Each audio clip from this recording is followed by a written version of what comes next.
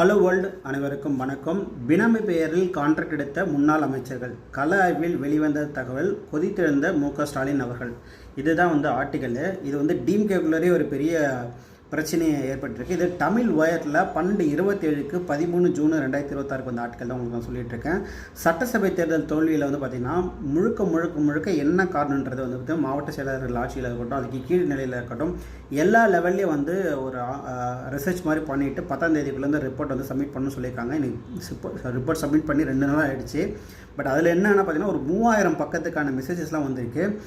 மக்கள் போலில் சொன்ன கமெண்ட் மட்டுமே 4.5 லட்சம் கமெண்ட்டுக்கு மேலே சொல்லியிருக்காங்களாம். எல்லாத்தையுமே ரிவ்யூ பண்ணி ஸ்கேன் பண்ணி பல விஷயங்கள் கண்டுபிடிச்சிட்டு இருக்காங்க.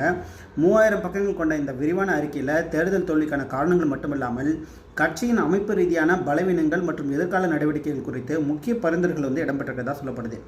தகவல்கள் அடிப்படையில் பார்த்தீங்கன்னா 19 கள ஆய்வு குழுக்களும் 13 குழுக்கள் தங்கள் அறிக்கைகளை கட்சித் தலைவர் ஸ்டாலின் அவர்களும் சமைச்சிருக்காங்க. மீதமுள்ள குழுக்கள் கூடுதல் அவகாசம் கேட்டிருக்கிறதாகவும் சுமார் 10,000 பேரிடம் நேரடியாக கருத்து கேட்ட தகவல்கள் சேகரித்து அதனுடைய ரிசல்ட்ஸ் தான் இப்போ இம்ப்ளிமெண்ட் பண்ண போகிறாங்க.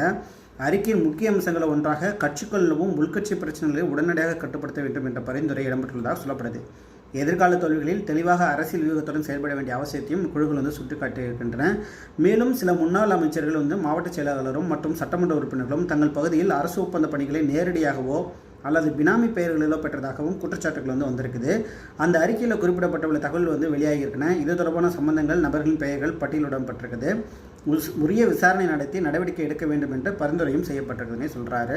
தேர்தல் பணிகளுக்காக வழங்கப்பட்ட நிதி முறைகேடாக பயன்படுத்தப்பட்டதா அல்லது புகார்கள் வந்த அறிக்கையை கவனத்துக்கு கொண்டு வந்ததுக்கும் தகவல் தெரிவிக்கப்பட்டனவா, தவறுகள் செய்தவர்களுக்கு எதிராக நடவடிக்கை எடுக்க தயங்கினால் அதே பிரச்சனை மீண்டும் தொடரக்கூடிய அபாயம் கட்சிக்கு இருப்பதால் அவர் கடுமையான டெசிஷன் எடுக்கிறதுக்கான ஒரு வாய்ப்பு இருக்குது அப்படின்னு சொல்கிறாங்க.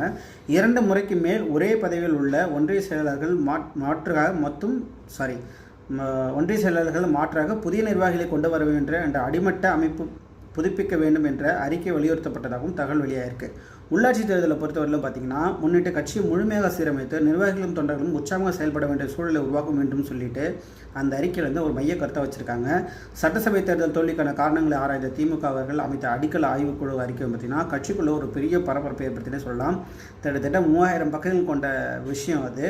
இது தமிழ் வரையில் டீட்டெயிலாக எழுதியிருக்காங்க. இதனால் என்ன சொல்கிறது, இது ஆப்ரேஷன் அறிவாலயம் அது கீழே இந்த ரிசல்ட்ஸ் எல்லாமே கண்டுபிடிச்சிருப்பாங்க. ஏன்னா நான் பினாமி பேரில் வச்சுருக்கவங்களா எல்லாத்தையும் தூக்குவாங்களா இல்லை வார்னிங் கொடுப்பாங்களான்றதை பொறுத்திருந்து பார்க்கலாம்.